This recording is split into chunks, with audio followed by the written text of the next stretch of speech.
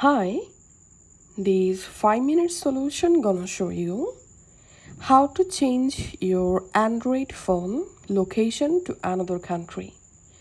It's very easy process to change your Android phone country, and here's how to do it. First of all, open your Android phone settings. Once you are in your settings app, just tap on the search icon and in the search box type country. And then here you will find this your current country message settings.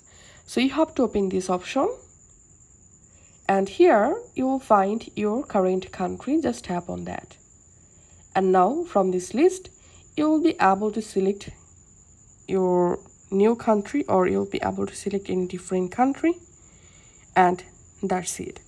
As you can see, I've successfully changed my phone country or location. If this video helped you out, please leave a like and leave a comment down below. Thank you for watching.